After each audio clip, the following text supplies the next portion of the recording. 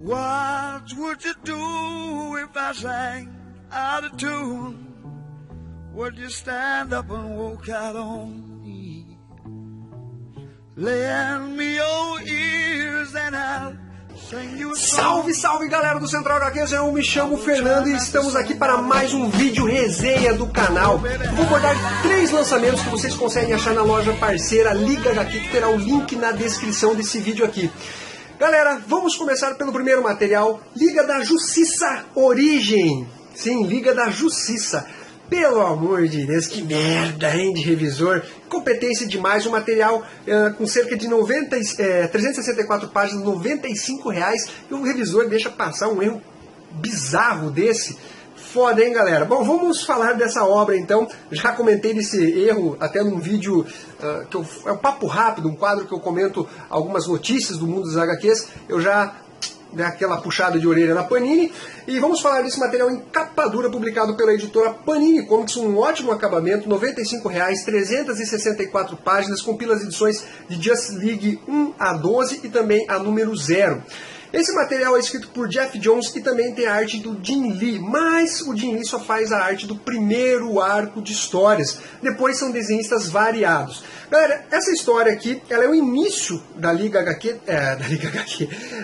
da Justiça dentro dos Novos 52. Então, se você quer acompanhar histórias da Liga, você nunca leu nada dela, é interessante acompanhar esse material. E esse início mostra a união do grupo, né, como fosse 4 anos atrás, né, mostrando esse início, e depois ela retoma no tempo atual, mostrando o reflexo da atuação da Liga da Justiça, se o governo dos Estados Unidos confia ou não neles.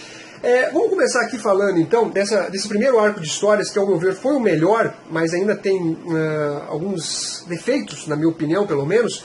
A história começa com o Batman lidando com parademônios em Gotham City.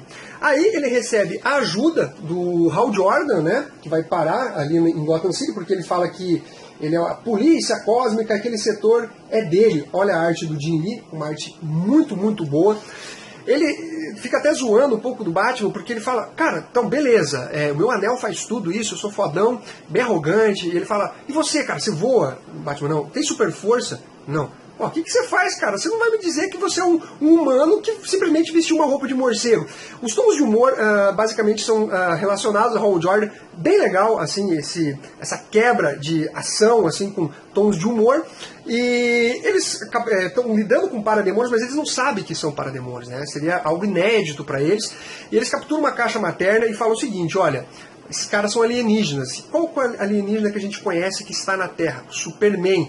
Eles vão atrás do Superman e, obviamente, vai ter aquela básica treta entre os personagens e vão se reunindo ali, vai aparecendo o Aquaman, Mulher Maravilha, o Cyborg, até já vou comentar um pouquinho mais do Cyborg, e tudo para eles lidarem com a grande ameaça que é o Darkseid. Esse carinha, o soberano de Apocalipse, Darkseid, que felizmente foi muito bem representado agora nos Novos 52. Ele já não é mais um bucha de canhão, onde o Superman sozinho conseguia lidar com ele. Ele já pegou um ar mais de Thanos da Marvel, né? A Marvel respeita muito Thanos, pelo menos na maioria das histórias, coloca ele com um personagem que todo mundo teme no universo Marvel, tem que ser um grupo de heróis pesados para poder lidar com ele. Aqui ele está dando um pau na Liga da Justiça, ele derrota o Superman até com certa facilidade, mostrando realmente que ele é um vilão a ser temido. Talvez agora ele seja representado mesmo como o maior vilão da DC Comics.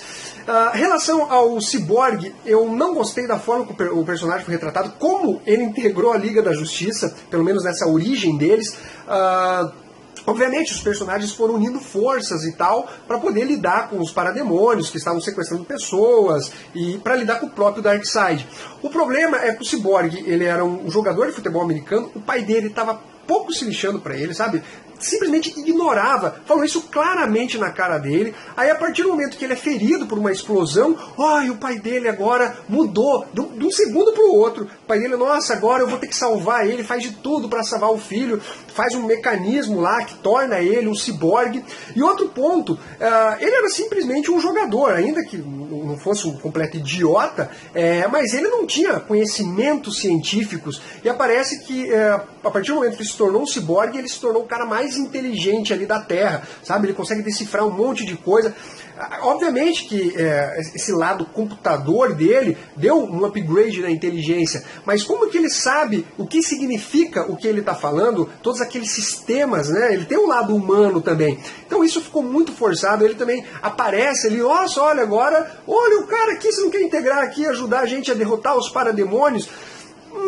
Sabe, é uma história, assim, esse primeiro arco, é uma história muito divertida, você lê, mas ela não tem profundidade, ela tem os tons de humor que faz com que ela fique interessante também, dá uma quebra de ritmo, assim, naquela ação, naquele suspense. Isso é um bom trabalho do Geoff Johns. Mas, em termos gerais, é uma história bem superficial, bobinha, de certa forma também, alguns clichês, e como eu falei, o próprio Cyborg sendo um pouco mal trabalhado.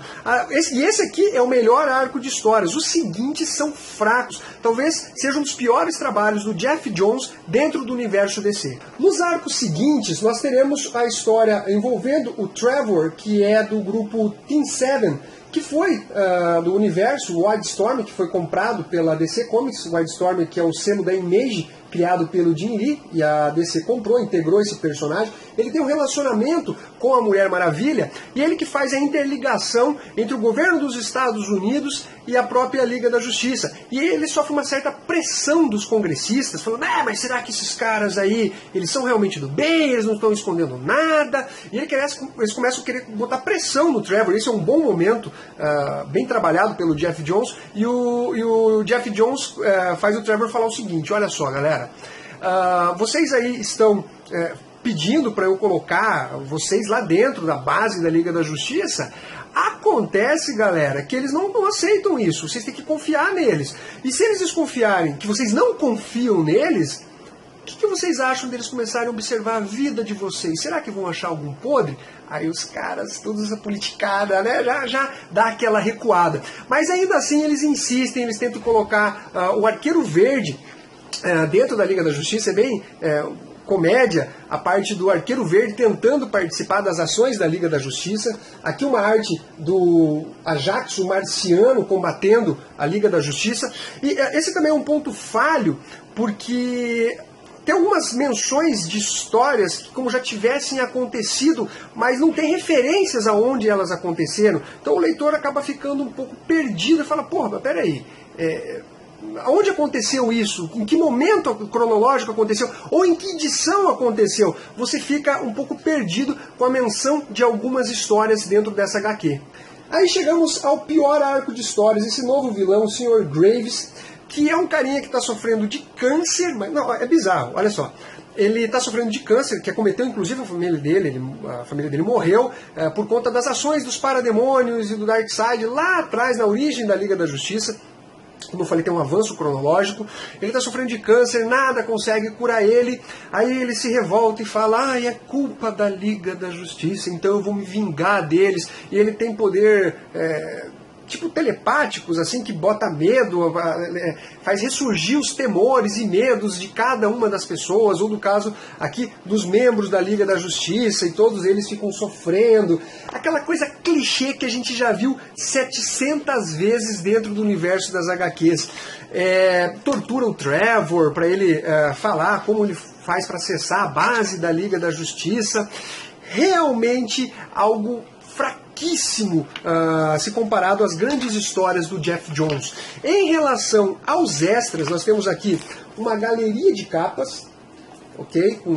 Não só com Jim Lee, mas diversos outros artistas. Aqui mais alguns esboços do Jim Lee, informação confidencial, uma espécie de entrevista com o Trevor, né, o cara que faz a interligação entre o governo dos Estados Unidos e a Liga da Justiça. A História Secreta da Atlântida, por David Graves. David Graves é aquele vilão. Primeiramente ele tinha feito um livro falando da Liga da Justiça, exaltando eles, que salvaram a Terra, e depois ele vai escrever um outro livro falando que a Liga da Justiça, na verdade, é o mal, que, né, deuses entre os homens e tudo mais. Os esboços, né, na verdade, do Jim Lee, também os iniciais para a criação de alguns personagens. Comentários aqui dos laboratórios da Star, alguns personagens. Tem essas interessantes, esses extras aqui. Mas, de forma geral, essa edição me decepcionou bastante. Eu esperava mais dela. Somente o primeiro arco de histórias é passável, e ainda assim ele tem os seus defeitos, né, na minha opinião. Que nota que eu dou para esse material? Eu dou uma nota 7. O próximo material é The Witcher, publicação da editora Pixel. The Witcher, A Casa de Vidro, ao preço de R$ 34,90, 144 páginas. Material em capa dura, tem essa capa bacana aqui, ó. Tá sobressalente essa imagem aqui. O escrito também, não sei se vocês vão conseguir ver, ela dá um reflexo. Escrita por Paul Tobin, ganhador do prêmio Eisner, e do Joe Queijo na arte. Olha só, lembra um pouco Hellboy, inclusive isso é mencionado na história.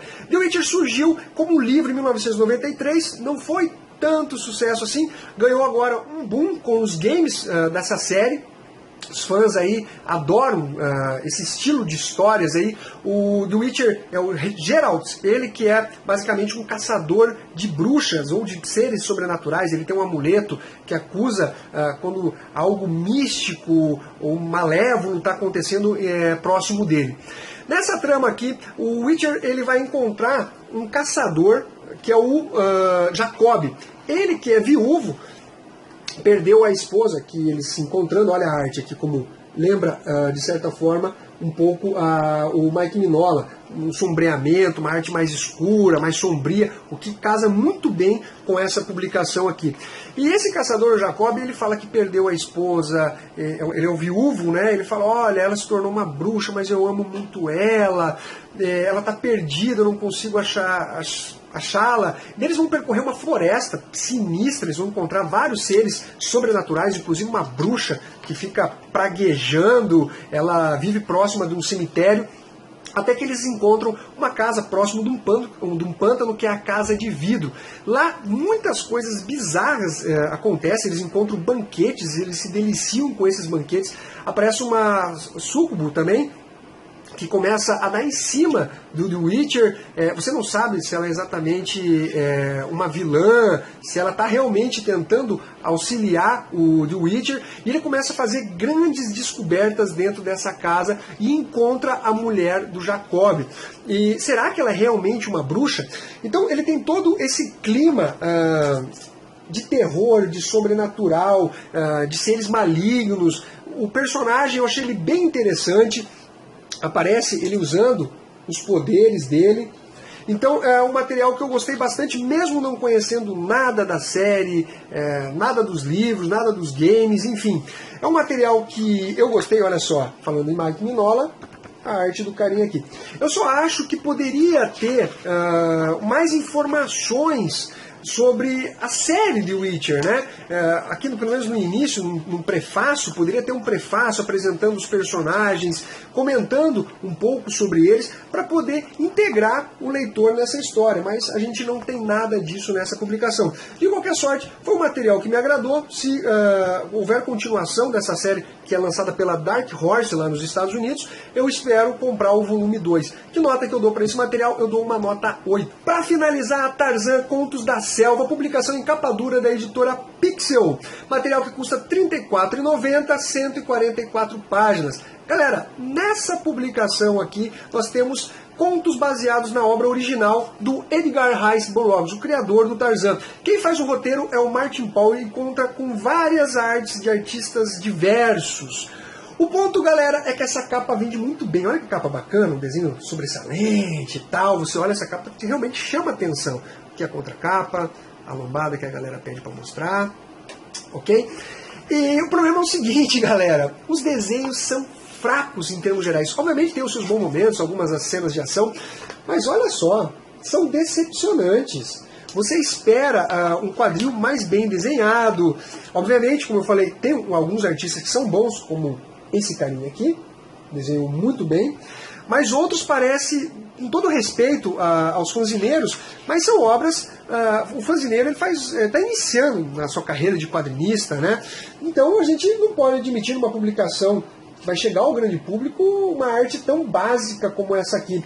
Os textos também são muito básicos, eu não sei se vocês conseguem me entender quando eu falo básico, é uma história superficial. Você vê aqui o tamanho das letras, né? Você já percebe que parece que não é uma história para você aprofundar. E os textos são básicos também. Ó, por exemplo, Tarzan está aqui, Tibo está seguro agora. É assim, bem seco, né? Direto. Gratidão era uma emoção humana que Tarzan não compreendia. Então não é feito um trabalho envolvendo os textos, o diálogo. Parece que você está lendo uma história para uma criança. Sabe? Você fala, vou ler um texto para você aqui. Chega, devolva meu filho. Enquanto ainda se ouvia o riso insano do bruxo velho. Daí passa para outra página. Tibo, meu filho. Ó, meu filho. Você está entendendo? Olha só. Foi realmente decepcionante essa HQ aqui. Eu fui convencido a comprar pela capa, acabei quebrando a cara. Ó, mais desenhos aqui, sinceramente, que para mim foram decepcionantes. Não são desenhos ruins, mas sabe, quando você espera mais, até pela capa, assim, você acaba se enganando. Quem dera o desenho fosse esse aqui, ó. Aí sim ia ser show de bola. Então, galera, são 12 contos completos, são fechados entre si, mas tem uma continuidade cronológica. O Tarzan ele vai ter que lidar com leopardos, com leões, mostra um pouco da tribo dele ali de gorilas, ele se apaixona por uma gorila, tem o seu amigo que também se torna rival, porque ele também gosta dessa gorila, tem as tribos que querem perseguir os gorilas, querem matar outros gorilas, né, de outro grupo de gorilas, que também, de outro bando que querem atacar a tribo dele de gorilas.